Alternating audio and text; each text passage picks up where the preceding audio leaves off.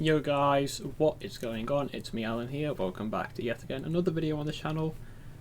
And today's video is the first devlog that I will make on this channel. These will be inconsistently uploaded because I will only upload if I get somewhere, if I like progress well or get to a point where I feel like I should make them. If I make very small progression, then it won't be uploaded, but if I make bigger progression, then it will. Okay.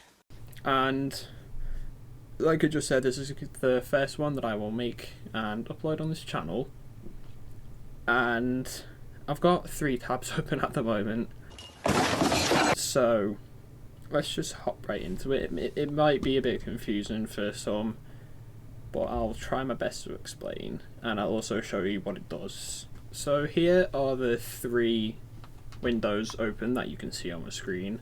The 2 on the left, I will just put them aside for a moment, and let's take a look at this one here that was on the right, and now it's taken up the whole screen. So basically I'm making a game similar to Space Invaders, but with different enemy types which have different attributes such as speed, attacks, and health, and amount of damage it does to the player. Well, it's pretty much all the same, but this isn't a lot of code, but it's a bit to go over, so I'll briefly go over it. This is just important Pygame, so I can actually run the whole code. This is initializing Pygame. This stuff right here is just me setting up all like the variables, like set up the screen and everything. And these are all the sprites that I've actually made myself. So there's 3 here for like the player icon. They'll be on the screen somewhere around now. This is for the projectile. The player's projectile be on screen.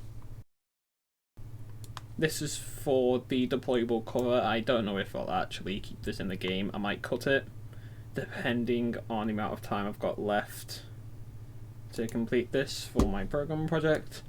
And the sprite for my infantry class. It is called low infantry, but I'm rewriting my code so I can implement the sprite class where I can do collisions. So these are the variables for the player, like its height and its width in pixels, its velocity. This is for the projectile, same applies, but with like the state of it. This is the function for firing. No need to worry about this. It just doesn't work. This is to run the main loop of the code. This is for this is like to run every event that happens, like key presses such as player movement or firing the projectile. And all of this stuff here is for the 4 arrow keys for the movement. And then last on this is for the shooting mechanic from the player, so shooting the projectile. It's not very simple, but it gets the job done, and yeah, that's about it.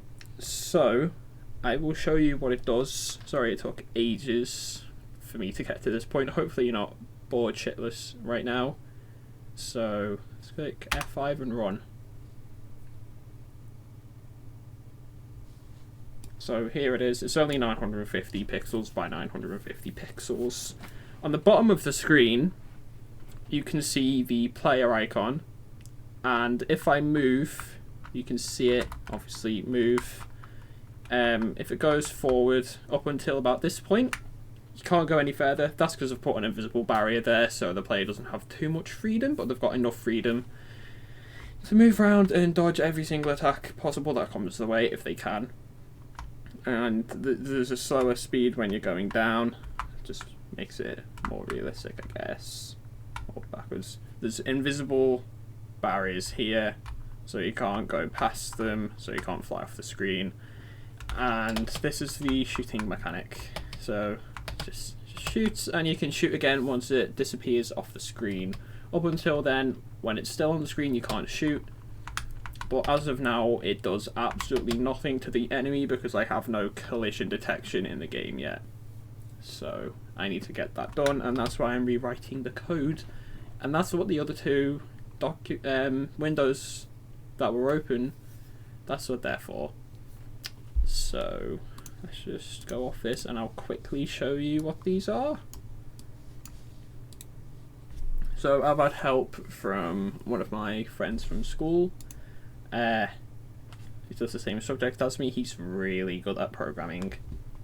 So this one here, it's called Sprites code. This is for the player class, all of this. I'm still yet to do the combat, which is the projectile shooting, but it is what it is, I can get it done. And this is for the projectile. I still have a lot of work to do. Both of these maybe are probably a lot more on the player side because of player combat. But I also need to do the enemies in this document. So that's that. And this one over here is just running the whole game.